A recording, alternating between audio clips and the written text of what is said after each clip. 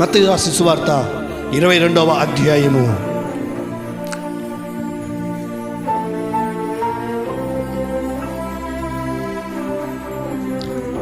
31.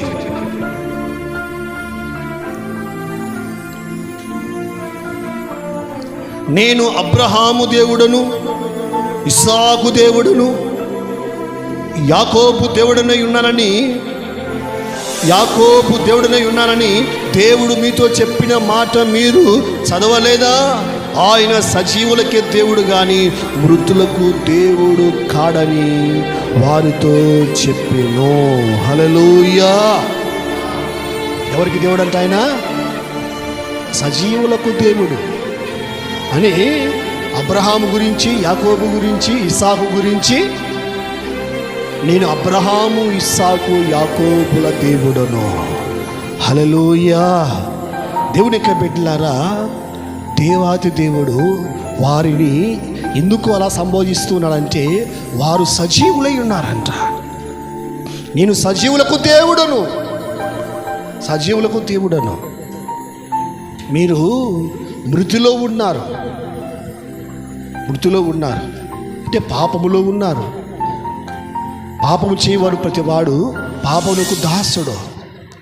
దేవుని యొక్క బిడ్డలారా, బైబిల్ మనకు స్పష్టంగా తెలియజేస్తూ ఉంది, మనము దేవుని పిల్లలమా అపవాది పిల్లలమా ఒక్కసారి మనం జ్ఞాపకం చేసుకుందాం.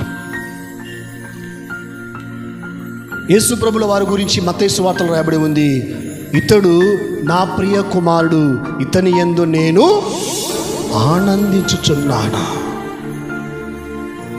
దావీదు గురించి, సొలొమోను గురించి ప్రభు చెప్పాడు, దావీదు నీ కుమారుడైన సొలొమోనును నేను విడిచిపెట్టను.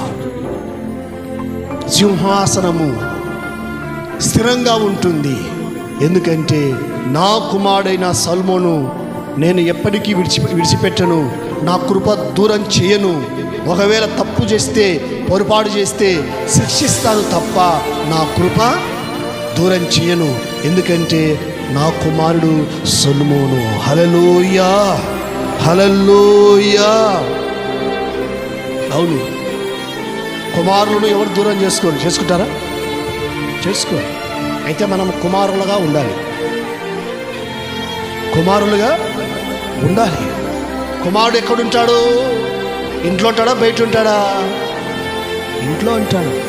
తప్పిపోయిన కుమారుడు ఇంటికి వచ్చాడా, బయటనే కాలం గడిపి వెళ్ళాడా పరలోకానికి? చెప్పండి. ఇంటికి వచ్చాడు కదా. దేవుడు బిడ్డలారా, తండ్రి ఏం చేశాడు? డబ్బంతా కూడా తీసుకొని దుర్వ్యాపారం చేసి, స్నేహితులతో పాపం చేసి, రకరకాలుగా జీవించినటువంటి ఈ వ్యక్తి డబ్బంతా కూడా అయిపోయేశాడని, ఇదిగో ఈ కుమారుణ్ణి తండ్రి ఏమాత్రము దూషించలేదు. ఆస్తి అంతా కూడా అయిపోయేసి మళ్ళీ వచ్చావా, మళ్ళీ ఏం తిందామని వచ్చావన్నాడా? అనలేదు. దూరంగా ఉండగానే దేవుని యొక్క బిడ్డలారా, పరిగెత్తుకుంటూ వెళ్ళి అత్తుకొని ముద్దాడి, మెడలో చేనేసి, చేతికి ఉంగరాన్ని తొలగించి, నూతన వస్త్రాలు సడన్గా వచ్చాడండి. సడన్గా వచ్చినటువంటి కొడుకు బట్టలాడి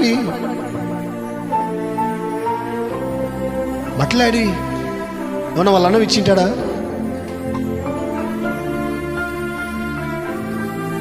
తన కుమారుడు ఏదో ఒక రోజు వస్తాడు అన్నటువంటి నమ్మకం.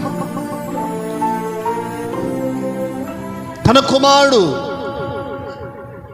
ఏమన్నాడు? తన కుమారుడు తప్పు తెలుసుకున్నాడు. కుమారులైతే ఏం చేస్తారంటే తప్పు తెలుసుకుంటారు.